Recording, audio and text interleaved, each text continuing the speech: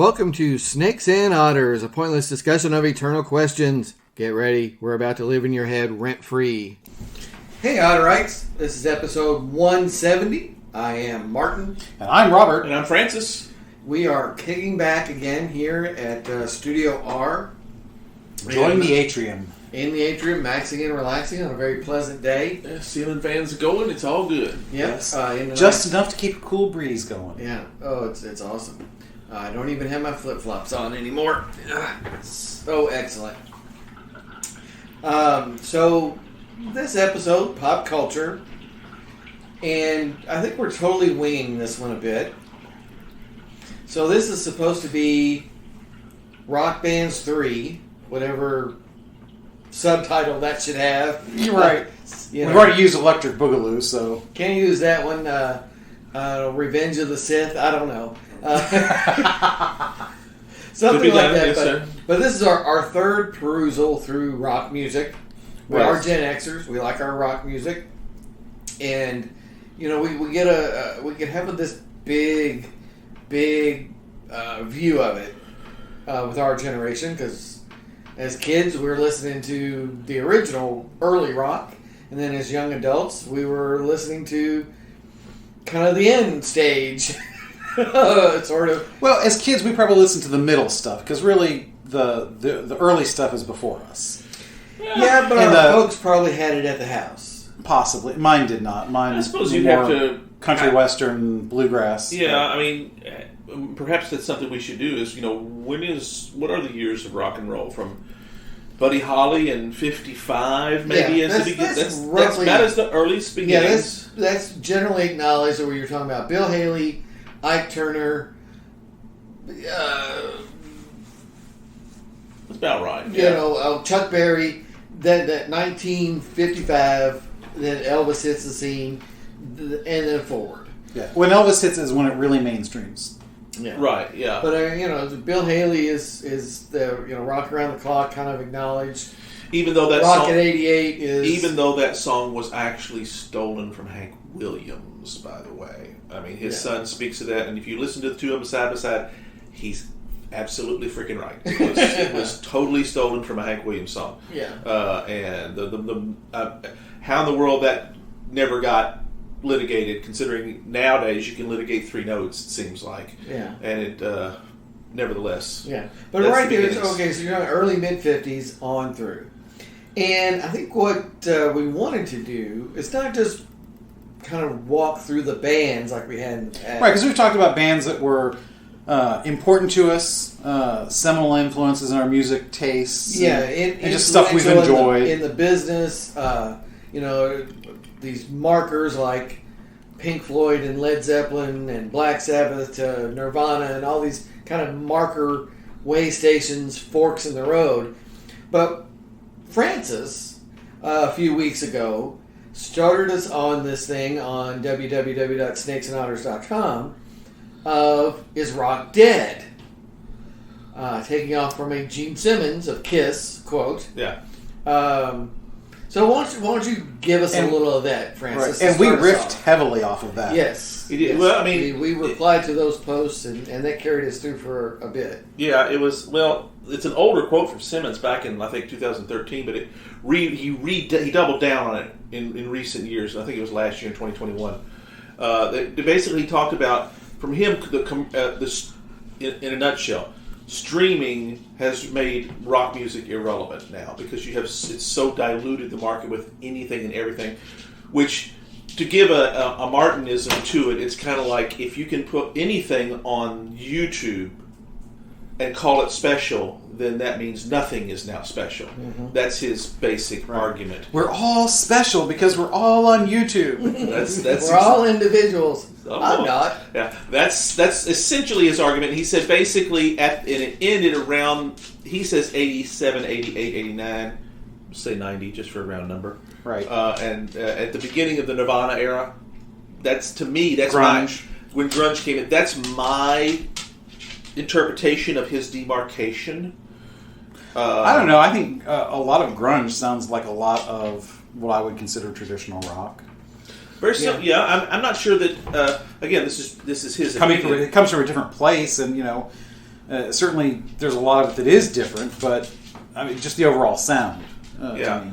And when it truly died, to use his argument, that's a very good question. Around the year 2000 is not a bad one if you consider much of the 1990s. His argument was rock made it to age 30, 58 to 88.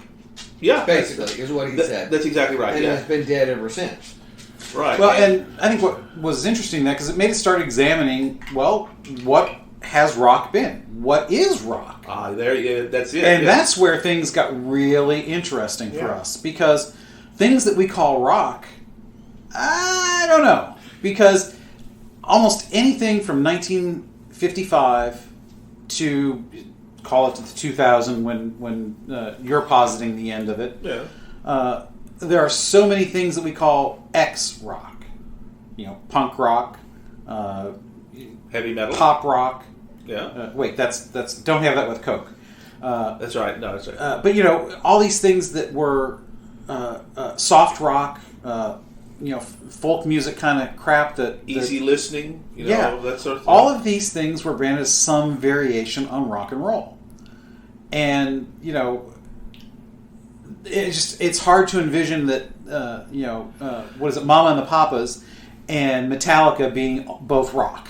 But in the broadest sense of the word, they would be. I don't know. But then again, that's the question. That's the question. But that didn't necessarily delineate rock's death, because at the same time as the Mamas and Papas, there is real rock and roll. Right. I'm just saying though that the bifurcation of what rock was. Good word. Very good word. Lots of syllables. Lots of syllables. I think it started very early on. Yeah. Oh yeah. Segmentation in the markets did start early. But is that what Simmons was referring to? No, I don't think so. I don't think he really meant the segmentation. The segmentations, the splintering. I think he meant there is no rock music anymore. That's what he meant, yes. And my only quibble with his conclusion is I do give rock and roll 10 more years. I think rock got to age 40 in 98. But after that, it's pretty close. Okay. I mean, my posts were basically, if it's not dead, it's breathing awful heavy. Right. The machines are going beep, beep, beep. Up and down of the pushing the breath into it. So, I suppose this is probably a little bit too early to ask this question in the episode, but what's taking its place? That's not. That's way too early. Yeah. Just kind of put a pin in it and remember we talked about causes quite a bit.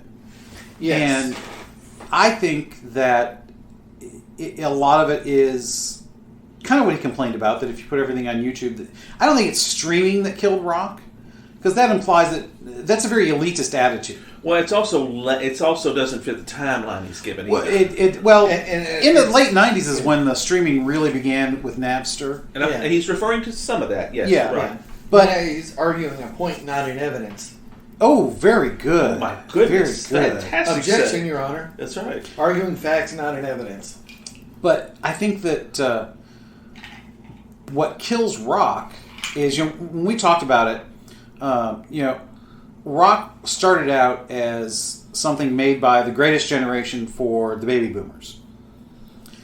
And then the baby boomers were kind of rebelling, at least for the music that I listen to, kind of rebelling against that, and became punk, new wave, alternative stuff. And eventually you get to the point where all this bifurcation has happened, because because that's the whole point. Rock is supposed to be rebelling against your parents. That's supposed to be part and parcel of it. Well, and when your parents are the people making the music, then what are you actually rebelling against? But that's beside the point. But you start getting all these different kinds of things, and I think it dilutes what it means to be rock and roll. So yeah, there's probably still a core, because I think of that, that hard, fast beat kind of stuff. That's where I would... lots of guitars, drums, and it's not going to be complex melodies necessarily. To me, it should be a little more raw and energetic. But again, that's just my general taste. 3 chords and attitude. Yeah. And hopefully some chicks in leather. Kind of like that part too. Exactly. So when you start getting, especially when you get to the 60s, because I'd say up through the Beatles, you're still pretty much in the same, pretty close to what rock starts. Yeah, I mean, we talked about this. Their influence is especially it flips rock from let's all go to the sock hop and dance to we've got problems with how society's run. Yeah. Well, if you want to look it becomes protest music instead of dance hall music. And the Beatles were part of that because in Sgt. Pepper's is they're the king. There's the demarcation right there. The absolute, because from Revolver back, it's all that what you're talking about. It's very programmatic. It's record company driven. It's image, same haircuts, same outfits, all that stuff. When they finally reached Sgt. Pepper's, they said, no, we're not doing that anymore. We're big enough. We made our own money. Yeah. Hell with you. They're going to buy whatever we put out. We got to do what we wanted. Then all of a sudden, you've got Lucy in the Sky with Diamonds. Yeah. And drug use is it's an undercurrent that was very, very nebulous before, but it's overt at this point. Yeah. That's a huge sea change. And that was one of my points in the post of, rock comes to its fullest potency, its fullest strength, when the bands, the acts were able to write their own music. Because then they became in control of the content rather than having it written and the record company handing it off. Right. Well, the Beatles always... So that's what you have in that early period of the 50s. It's still, the acts had some influence. I mean, obviously, you can't be different unless you're doing your own thing anyway. But to a huge degree, the music's written for the performer. Until, I would say, and I may be wrong on this, but Help and Rubber Soul for the Beatles. If you're going to use the Beatles as... Well, they're writing all that. Until the British invasion. I mean, because... Yeah, that's correct. Because before... Richards and Jagger and Richards, obviously, as the songwriting pair of the Rolling Stones. That's right. And then the Who's writing their own material. That's right. And Lennon and McCartney, of course. Right. Yeah, those guys, once they write their own materials, and a lot of their early Beatles' first 2 or 3 albums has very little of that. Yeah. Love Me Do and Please Please Me, some of those they wrote, but most of the rest of the stuff was covers. Yeah. That all changed slowly. By the time you get to that 4th or 5th album, and I think Help's probably a pretty good album. You can make the argument all their stuff. Right. You can make the argument that once you get to that era where they're writing their own stuff, not just the Beatles, but anybody. Right. Where the artist is more in control. They're not hired hands anymore. Exactly. They've essentially broken the studio system. Exactly. Yeah. That's when you can make I think that's when rock as a true art form really blossoms. Agreed. Right. That's it. But I don't think it lasts. I don't think that. I think the rose dies a lot sooner than it should have. Yeah. And that's my point in the post is you get into the 90s and even through grunge, that's all still these bands' own material. Right. But the change is the record companies found a way to go back to being back in control of the content to make the money and cut the bands out. And that was the prefab groups, the boy bands. Oh, I see what you're saying. That's what your point's positive. Spice Girls and all that. So that's the first mortal wound of rock and roll. Because it's image over I don't think content. It's the first. I really don't. It's an easily identifiable one. Well, certainly, yeah. I really do think this bifurcation, again, to use the word, where you have these different flavors of genres, started it. Because, first of all, again, it goes back to that protest thing. Well, if you're doing this because it's supposed to be protesting against your parents, that's one thing. But then if everything... And remember, rock for a while got defined as whatever the kids were listening to. Yeah. Uh-huh. And some of that was Vietnam. Well, yeah. But I mean, it's the kind of thing where just because it hits Casey Kasem's top 40 doesn't mean it's rock and roll. But just because it's rock and roll doesn't necessarily mean the kids are listening to it either. But I mean, you just have all these different kinds of things that start going in their own directions. It's hard to see Steely Dan as a rebellion band, right? Or Fleetwood Mac. Yeah, I mean, but it is their own material. It is very personal material. Oh, well, Rumors is a perfect example of that. My Lord, it's all about. But is that the defining characteristic of rock? Can't be. Not tall enough. But because that seems to be. It's when it's at its fullest power. Is when the bands are in control of the material. Right, but I would say that's true for any music. because that's when it's going to be at its purest form. Right, but when that is then flipped by the record companies, and they find that path back to being back in control of the material and making the most money and not having to share it with the bands as much, that's the first blow. That's the mortal blow. The first of many mortal blows. Well, hold on. So let's follow that. Let's follow that. Follow that thread. Follow that thread, yeah. Because you know how I am about that sort of thing. Let's take that to its what you're talking about, to the logical conclusion. If that's what you're saying, then what happened to all those rock artists? Did they just stop making music? Because a lot of those guys are still touring today. They're still touring. Oh, now, They're granted, still making music. And making new music that sells is something I think that's very the big different. part of it. Because the Rolling Stones has been putting out album after album after album, but after Steel Wheels, 89. Does anybody know anything they've done? It doesn't. Because radio's gone, and I think maybe that's part of the issue here. Yeah, that's what Simmons was talking about. He says radio matters not at all anymore. It's other. I think he's got a point. After the 90s, that's what he's talking about. Again, I think he's wrong with the date, but after the 90s, yes, like new music radio goes away. That's right. It does, but there have been replacements.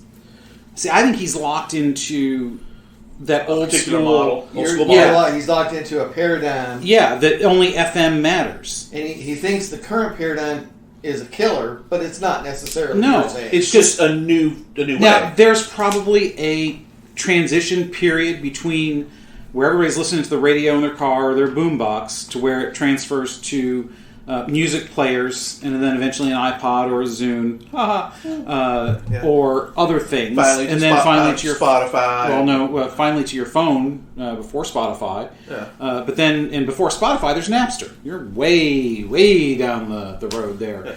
Yeah. And then after Napster, things start becoming once streaming, whether it be torrents or which is what essentially Napster was initially. Or actually just hosting the music and streaming it, which again, the record companies finally got a way in and they got their cut of that, which somebody should, because you shouldn't be able to stream that stuff for free, because people own that music. Mm-hmm. So, whatever. But it's transitioned so that, now you have iHeartRadio, I think is still a thing, Spotify, Pandora, SiriusXM is huge. Sirius, practically every car you buy nowadays has SiriusXM in it. And all of these things are... Now, well, not all of them are curated. Like Spotify theoretically is not curated, but it is. It is. Yeah. Because it's something builds some momentum, and then it shows up more likely... It's more likely to show up in those random, and I'm using the air quotes here, playlists or new music. Well, it may not be new. It may have been out for 3 years, but you're only now just discovering it, and people have built up enough interest in it. Because the barrier to entry is no longer there, because the only way to enter before was get played on the radio. Right, but the barrier to entry still is there. Because just because you put something out and make it available for Spotify does not mean it's going to get played 10 times an hour. Oh, that's correct. It's a different thing. It's a different animal. Maybe in mechanism, but not in reality, because the same music from the same 1 or 2% of artists still gets played on Spotify compared to what got played. If you look at who got played when and where on the radio, and it's not different. How is that though? Because the radio part of it's stations, the cream rises to the top. Well, that's. But radio... That presumes a quality in music. At one point, radio was ubiquitous. Yes. Well, that's and the record companies could use FM radio almost like a cudgel. That's correct. To force you to discover new stuff. That's exactly right. But at this point, reaching new music on Spotify, reaching new music on these other mediums is an active thing. Where radio was more of a passive thing. You could put your radio on that new rock station and be there all day, and you would find new music. It's still curated, though.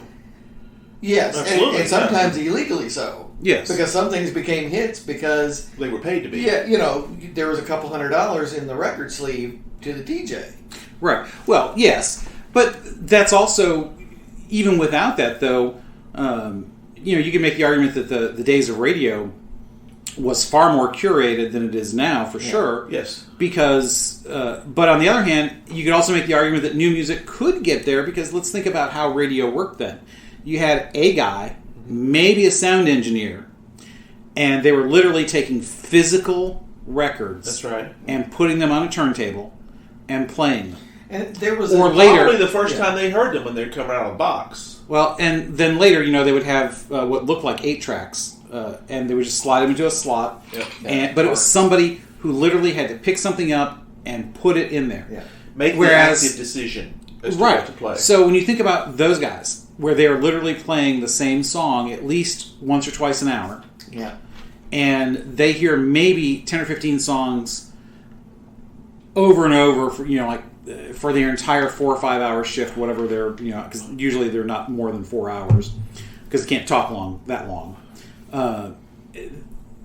So when anything new was available, they probably jumped at it. They were more likely to jump at it now, or then, than maybe now, when you've got stuff like whether it's Spotify, YouTube, or whatever. So in one way, it was easier to get out there, but you still had to get the records to somebody. So no, it wasn't. Yeah.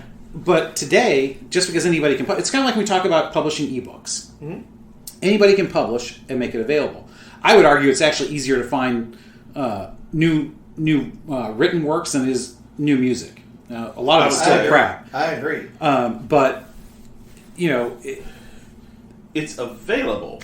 Right. But there's so much of it. Very little rises to, because the consumable ear is only so wide and so many. Right. Well, and like I said, those places like Spotify, they're going to curate the music based on, and it's all going to be algorithmically driven. It's algorithmic, yeah. Somebody has to introduce the new stuff somewhere and try it out, but there's still going to be a gatekeeper, and because it's all digital, I would say that it's probably harsher now to for this to be able to happen. So his whole idea that because streaming has ruined everything because everybody can do it.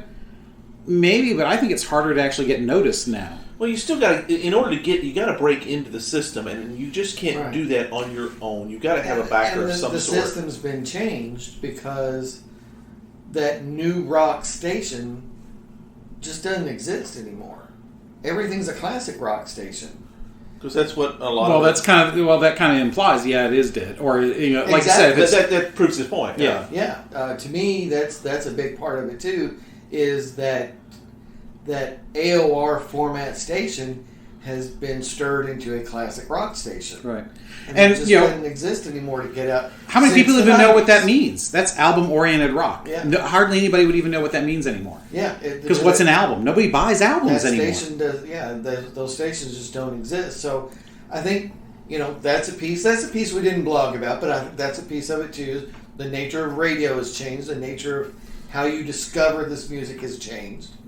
I do think that the record companies being able to make money with more of a fabricated product and not be dependent on the bands to write music to make $1. Right. Well, that's going to hurts rock and roll. That's going to hurt it in the sense that there are going to be bigger gatekeepers than they were before. Yeah. Because they can manufacture this pop sound. See, that's what I was kind of going earlier. Before we really got sidetracked, because this whole episode is a rabbit hole. Yeah. But that's where I was kind of going earlier, that what the kids listen to as being a definition, whether it's right or wrong.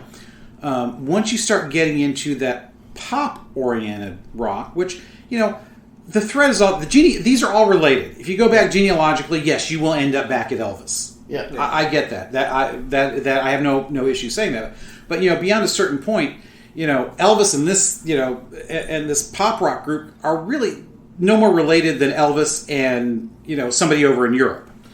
He's more related to Hank Williams than he is to them. Right. So, it's the kind of thing where even country has its own rock phase. Oh, and I'm glad you mentioned that, because there's truth to that. That's all part and parcel of the Nashville sound, as they call it, where Nashville is a city of songwriters that are constantly writing stuff to get it to the acts. It's a small pool of acts and a huge pool of writers. Yes. And most of the acts in country do not write their own stuff. Now, there are exceptions, of course. Even those who do. Garth Brooks, for example, who's a gazillionaire. Some of the stuff he didn't write. Somebody did. That's their particular market and their brand and how that works. Every band does covers, and every brand buys. Nobody produces 100% of their own material.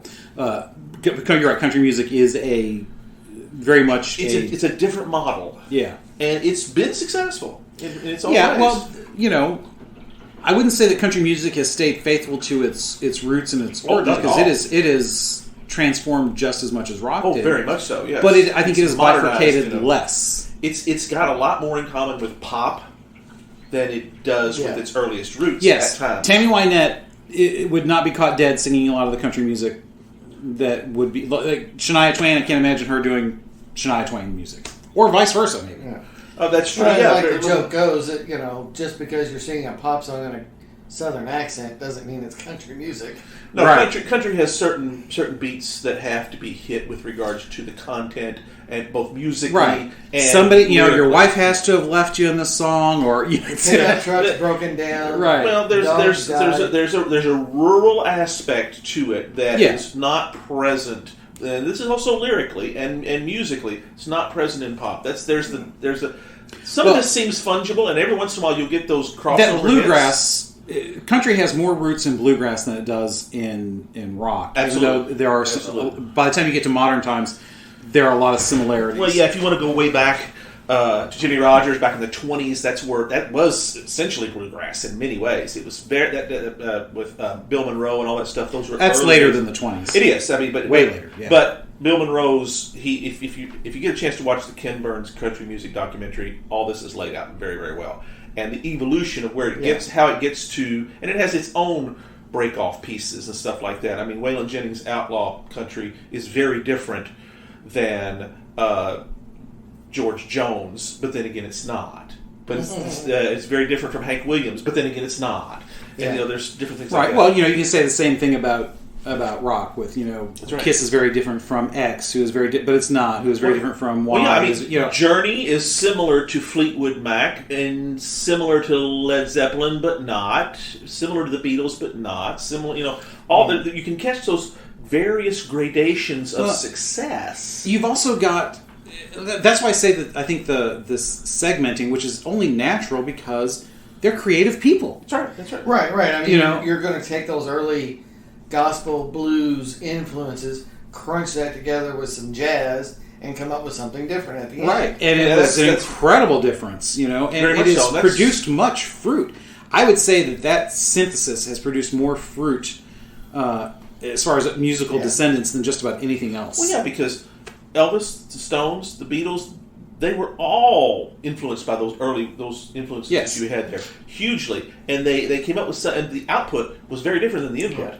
And then you have that flip reaction as well, because you go from Steely Dan to the Ramones. They're kind of a reaction to each other, right? Let's carve the jazz and the keyboards out, and let's go back to the roots. And it's 3 chords and 2-minute songs, and attitude and leather clothes. Yep. And there we are with the Ramones. Yeah, and when you look at a lot of... This is why I think the segmentation thing is fascinating to me, because, again, it's all called some kind of rock. Yeah. But where things, I think, really start...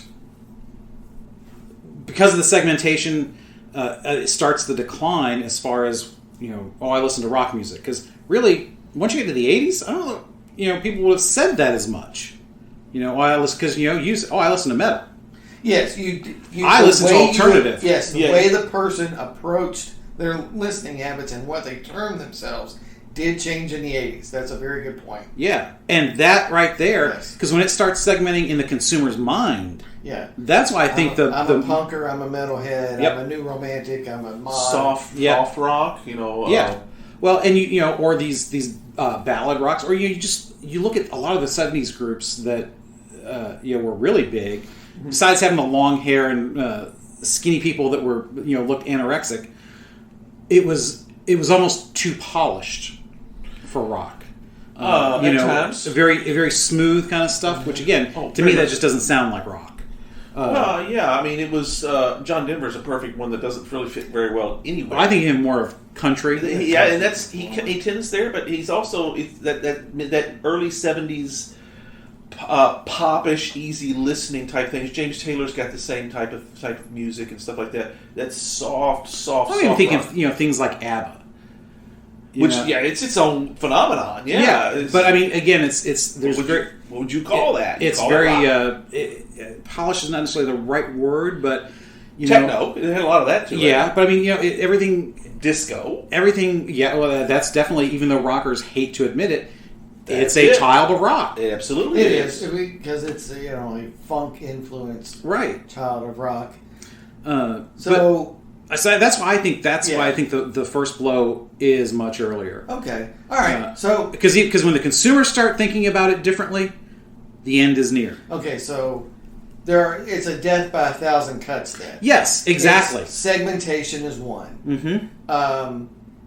The record companies reasserting control of the content over songwriters is another. The changing paradigm of rock radio is another cut. Changing tastes too. Yeah, and we tickled one that I posted about, blogged about quite a bit. The nature of rebellion changing. Again, if your parents are Journey and Tom Petty, you can't rebel listening to rock. You've got to switch to NWA and Eminem. Right. So then you've moved out into, again, this more urban influence, whatever you call it, hip hop or rap or whatever it is. So there's another cut. Again, rock is the music of youth, but if the youth go somewhere else, right, then it no longer is. Then there's another cut for rock. I mean, rock. I mean, it no longer is the music of youth. It's the music of boomers. Some Xers and some Xers. Yes, we're the rock and roll. I think for a lot of Xers though, because remember we're the earliest Xers, so we probably identify with that label more than some of our later compatriots. Because remember, it's in the 80s when things start to label differently from the consumer side. Mm-hmm. So once you get to that point, I was into grunge music or whatever. Yeah, after that, or the punk rock, because I still think alternative before I think rock, even though really it's the same damn thing. Was there ever a time it was monolithic? No. I see. That's kind of what I'm saying here. Was it ever? At the beginnings.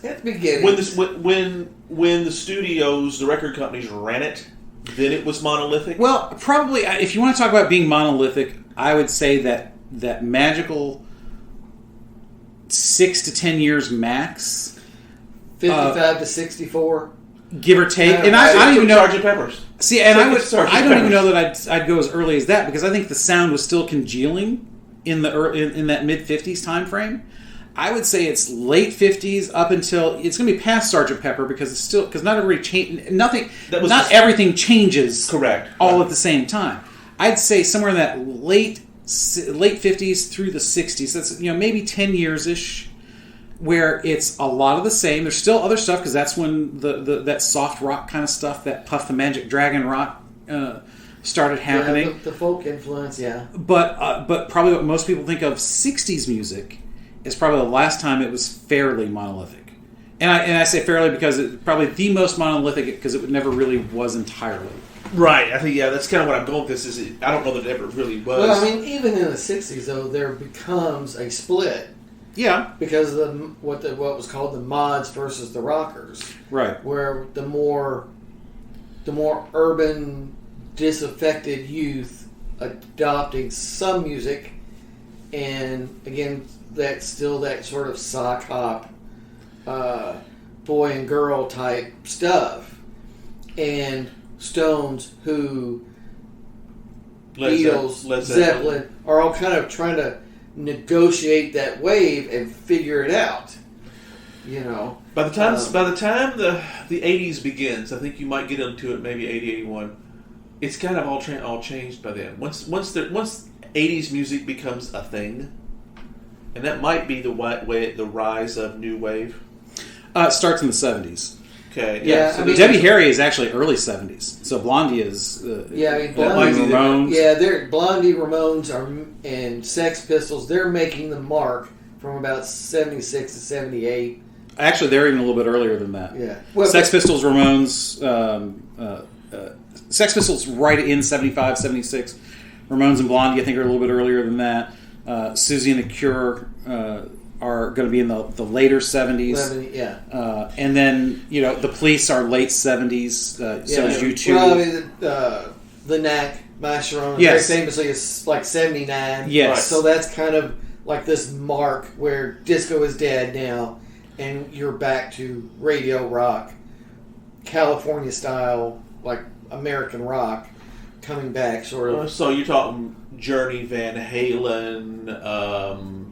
Yeah, so I mean, because the first Van Halen album is 78. Yeah. Hotel California is what, 77? No, actually, it's 70. It's 76, I think. Yeah, that's what I was going to Yeah. say. Because the long run, the Eagles' last album was in 80. Yes, Right. that's right. So that's not a bad demarcation. But a either. lot of those groups, yeah, okay, we call them rock, but when I think of rock, when I think of like 70s kind of rock, Yeah. it's still not the same thing. Granted, it's an evolution. Right. It's an evolution. But you're right. I mean, that's when this splitting, this differentiation is occurring. Well, yeah, because When you're into the 70s, then for sure we're no longer monolithic. He's talking about when is it monolithic? Okay, I'm willing to give it monolithic up through about 63 and 64. 64, because I think that's the first time the Stones are coming across. Well, but their early albums were very much the same type of sound. If you listen to Play with Fire or some of their early stuff, it's that those first couple of albums are still that old style sound.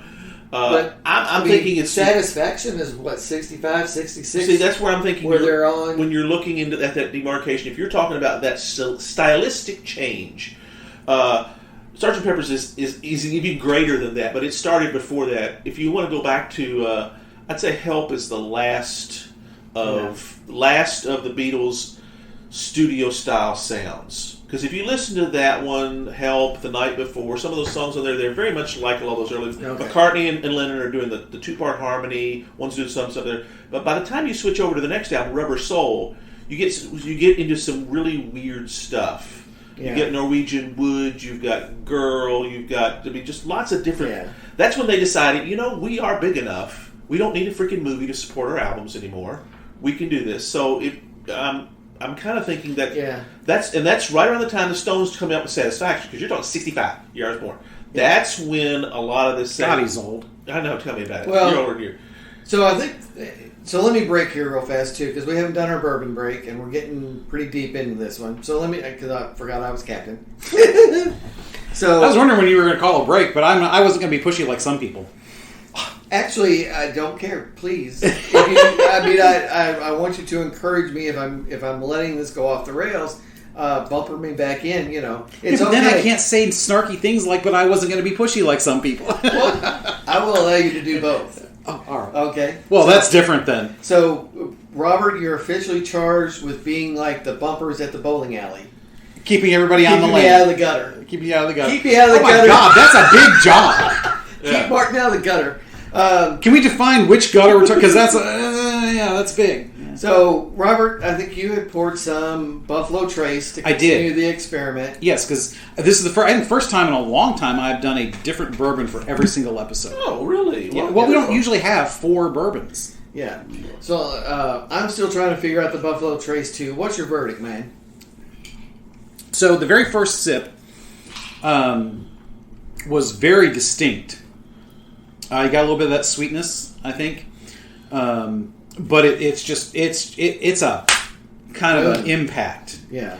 But because because I'm trying to try and judge this neat versus on the rocks, and I already had my ice in, so it was cooled, but it hadn't really bloomed yet. But then after about 5 minutes or 10 minutes, when I had the next sip, oh my gosh, it had mellowed out dramatically. Interesting. At least to me. It had mellowed dramatically, and it was still a bit more sharp or a bite than the Old Forester and the Woodford that we had been talking about earlier. but again, goes in some of that same vein where you got stuff right here in the mouth, and it's really potent. I would say that neat versus neat, the Buffalo Trace is more potent and immediately impactful than the other two, or the Elijah Craig, which is not a bad thing. That's just the way it's different. But I really liked it again once the water makes it bloom. Oh my gosh! So it's just me that it tastes like toothpaste too. You didn't get the minty. No, this is brushing my teeth and not at all. Interesting. Okay, I thought it was very good. I didn't partake on it this time, so I can't comment on that. But I will. Well, it'll be there when we record it, Studio M. So all right, yeah, I'll make it a point to give that to see where that lands on all that. I'm just drinking the Old Forester again. Yeah, I'm trying to find it, but I'm not catching it. Yeah, but at the same price point, the Old Forester I think would be superior stuff. Oh yeah. Now I am finding, and I forgot this until I took another good drink and sloshed it around, that it leaves I don't want to call it a coating, but you can almost feel it on your tongue. Yeah. I don't think it's bad. I don't associate that with a toothpaste taste, but I thought that was interesting because I don't recall any of our other bourbons having that particular effect. They may have had similar effects that they kind of hang around for a while, but this one just hangs around physically almost. It's almost like it's not medicinal, but you know how some of those medicinal ones kind of have that cloying feel afterwards? Yeah. And again, it's not cloying, it's almost like a very thin film on my tongue, which is very odd. It's not distasteful or anything, it's just unusual. Okay, cool. All right, so common ground is rock is dead. Pretty much. Yeah. It's in the home at the very latest. Yeah, I mean, it's there. The doctor's on its chest pumping really hard. Yeah. But it's a death by 1,000 cuts. It is. It's actually many different things. There was a period where rock's fairly monolithic. It does begin to differentiate and split into these different consumer segments, which didn't seem like a bad thing. But no. it contributes to the demise. And honestly, I think that's okay. I'm okay with rock because honestly, I don't listen to new music to begin with. I like my 80s alternative, late 70s, 80s alternative stuff, and that's what I listen to. That's just what I prefer. I don't have the time and energy, like I did as a young man in college, to invest in finding new music. So I know what I like, so I listen to that, and occasionally I do find something new, but very rare. Now, Mrs. Robert, she loves to listen to Alt Nation on Sirius, so she gets new stuff occasionally, but she's more likely to listen to newer stuff anyways than I am. And so, maybe I'm just an old fart set in my ways, which is odd when you're talking about listening to punk rock. But, that's kind of where we are. And you look at boomers, they're the same way. That's why all of these, ancient bands, guys that are in their 70s, that are somehow still managing to tour, propped up, using their mic stand as an IV bag, IV stand for their saline solution, or God knows what's in those things. Come on, Heidi. Mick needs us to go on tour again. Let's go. Can't make it. Got to pay for all those babies of his. Well, there's an element of that to it. That's right. But we're also at the point now where a lot of those '80s groups that I listen to are starting to do the same thing. Yeah. The Furs have been on tour. Yeah. Tears for Fears have done some new stuff. I just had a couple of other names in my head, and I dropped them. But those are just two I can think of off the top of my head. But there are others that are doing it. Fleetwood Mac still tours. Right. So, I count them as the ancients. Well, I mean, they were, they're still... I know you still think of Stevie Nicks is really young and hot, but she's probably not anymore. She's okay with me. The Eagles is touring. I mean, even Glenn Frey's dead, for God's sakes. And his son Deacon, which I think is a really cool name, mind you, slid in to take his place. They brought in Vince Gill, and they're still rolling. Vince Gill is touring with the Eagles? Yes, he is. I did not know that. Yeah, Henley is, in many respects, the driving force behind it, of course, and he and Fry always were, but there's many others that, that go with. Joe Walsh is still there, Timothy B. Schmidt's still there. And U2 is still doing music. U2 is the same lineup they've always had. Right. The Cure is still doing music. Now Susie and the Banshees. Susie's retired. Her voice, I think, finally just gave out. Probably just tired of doing it even on her own. But honestly, though, she was better with the Banshees than on her own. I think she only did one solo album. There's some good stuff on it, but it again, it's the nostalgia for guys like us. After a certain age, I think that's what music becomes. It does. There's no question. It becomes a reminder of times with less responsibility. Exactly. Which is a very rock thing. Because it's for the youth. Because it is about rebellion and not having responsibility. Really. All that good stuff. And also, but, it had some fantastically mathematical, if you want to call it that, musical talent in there. I mean, some of these songs, will stand the test of time. Everybody's always going to be singing Stairway to Heaven. It's not going anywhere. There does come a point when everything. Really, I don't know that many people that sing that. I don't mean sing it, but like to hear it. Nobody can sing that. Actually, I did see a YouTube video with Hart and Nancy Wilson singing at the Royal Philharmonic for Robert Plant and Jimmy Page and John Paul Jones when they were and it was at the Kennedy Center, and it was bloody amazing. You would have thought that they had originated that song, and of course the camera keeps panning to Page and Plant are just going, "Whoa, this is great," So yeah, but what role did then that play? That at some point everything's been done. How much more rebellion is there, or how much more lyrical content can you have? Well, somebody else has to rise and come up with something new. Well, but is there anything most music is going to have some context in the culture in which it's produced. It's a chicken or egg thing. Yeah. Because entertainment forms the culture, but the culture forms the entertainment too. Absolutely. Right. So you can't really say one or the other.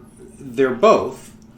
So there's always going to be new lyrical content. Right. I think that's my thing that's clawing at me a little bit with that too is we've come to a point where there's so much material comfort. What is there left to sing about? What's there left to protest about? Yeah. In the rock sense, protesting against your parents' right. Even when it's not a protest, we talk, as Guthrie's or Allman Brothers and this, Daddy was born on a southbound train and these kinds of things. He was a traveling man because he was always trying to escape something. That's just a foreign idea to us now. Well, that's why we don't get on trains and that's why urban music is so popular. But I think that's why urban music is so popular because three middle-aged white guys, we can say, from all of our creature comforts, what is there left to sing and protest about? Well, for us, nothing. That's why we are into the nostalgia stuff. Yeah. But think about all the stuff, that is going on that is worthy of protest. I imagine that will produce some music. Well, that's why the life force, the drama, is in the urban music, the hip hop and all that, not in the rock and roll. Well, it's just interesting you say that because that is almost an identical reason to why country music rose in the late 20s. Is because those were the poor people that needed to be sung about and have their songs heard. Because there was the energy, like you're talking about. That's why folks like Jimmy Rogers and the Carter family were phenomenal because they're tapping into something to those who need escape, those who need to think something is better, can be better about their lives. And this is the beginning. He's talking about rise of country in the 20s. Like, dude, we're in the 20s. Yeah, I know, and it's something. That's right. Yeah. It's just that's always something that strikes me. I hear that old music, and you think about they're talking about this lonesome ride on this train out of New Orleans. It's like nobody rides a train. Nobody does that anymore. Well, but Jimmy Rogers did, and that's what he. I mean, my God, that's all his songs were about. Were that sort of thing. I was born a rambling man in the city of New Orleans, and all this wistful. Lonesome whistle. That's Hank Williams. All I've got is what's in my bag. Got one more silver dollar. Yeah, and that's all there is. But now, hey, if I go on a train trip, I got to make sure I've got my cell phone and my travel pillow and the charger, and it's just what's the Wi-Fi password? Yeah, I mean, we're so comfortable that even crossing the country on a southbound train, we're expecting the Wi-Fi to be there. We're expecting because I need to get access to Dropbox so I can write. It's such a it's just such a moment of anything is possible. Yeah. Whereas, but how do you write a song about the possibilities are endless? It just doesn't work. Yeah, there's a lot of truth to that. There's no conflict. There's no story. Well, no drama. Obviously for country music, that's impossible. Well, because there is no such thing as a happy country music song. Well, and that's one of the reasons it's stuck around is because they figured out, whether by accident or by but it's choice. I mean, the single wide still blows off the blocks every once in a while. Exactly. Yeah. Or even the double wide. Yeah. Well, that's for the really rich folks. Yeah. But, that's why I think that your brand of music, as in general you, becomes what it does, which is the nostalgic piece. Because I guarantee that everybody who talks about what they think rock is talks about what they were listening to when they were 16 to 22. So you're suggesting then that affluence retards musical creativity? Absolutely. Oh yeah. I think that's what we're talking Absolutely. about. Yeah. I think that's exactly what we're talking That's about. one of the paper cuts. Yeah, that's right. And honestly, it might be one of the deeper ones. That's right. Because the consumer becomes... Well, first of all, as you grow older... It's unrelatable. It's unrelatable, but as you grow older, you have more responsibilities. You got a regular job. You get married. You produce some kids, and your need for that music is lessened, unless you are living on the single wide and it gets blown off the blocks. Then you probably do need that. But for the most part, your need for that is lessened, and also your desire to listen and your ability to have the time to listen to it is lessened. You don't spend as much time in your car. And those old songs, musically, they may speak to you, but there's content, not so much. Right. Well, I listen to all kinds of songs that I laugh that I listen to it because, technically they are protesting and railing against things I hold dear. But I like the music. Yeah. Well, It's like, I love Young Conservatives by the Kinks. Now, it's supposed to be railing against Young Conservatives, but I think it's hilarious. I love that song. And it's just... that's an important band we haven't mentioned, I don't think, in the past, but they're very influential. Yes, they are, guitar absolutely. rock guys. Yes. So save them if we ever do a rock bands 4 or music 4. Yeah. Because I think we're past rock bands as a title. Yeah. Because once we've called them pretty much dead, I think we need to come up with something else for that. Yeah. But well, I think I'm going to go home and listen to Rainbow and Ronnie James Dio and Long Live Rock. There you go, man. There you go. Long live rock and roll. But yeah, that affluence thing, it's a killer. It really is. Yeah. Because you don't have time for anything. You don't have... that's why rock is for the young, or that... there's a certain kind of music that is for the young because, one, they have the time to listen to it. And it speaks to them in a way that it can't speak to us. The fact that rock was a thing as rock that spoke to the young for as long as it did is a testament to what it was.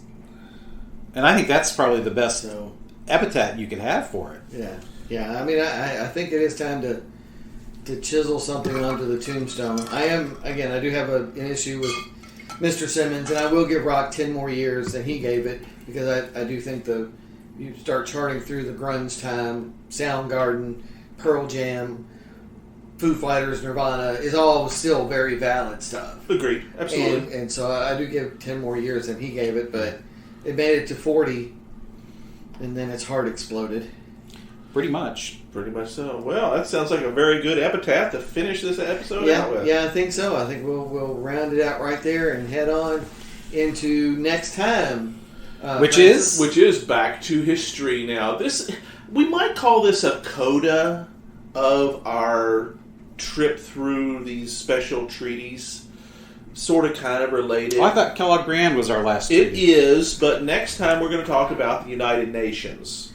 Kind of capper on international relations studies. So here. it's kind of a coda. It's kind of the intention to be the end, and it's talk about. And I believe Martin, you called it the hive of scum and villainy. Yes, I was going to say. So is the United Nations the Woodrow Wilson of political organizations? Something we love to take out and smack around every once in a while.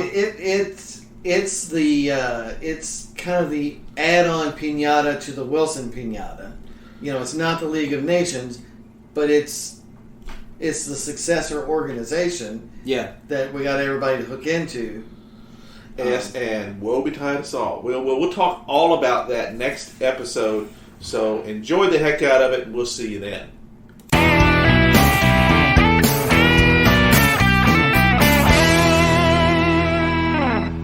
Hope you enjoyed another pointless discussion of eternal questions. Remember, new episodes published every Friday at noon Eastern. Spread the word. We're on all the major podcast platforms. And leave us a comment or review because that helps others find us. We're on Instagram, Twitter, as well as our website, snakesandotters.com. I'm Martin. And I'm Robert. And I'm Francis. Join us next week. Same snake time, same otter channel.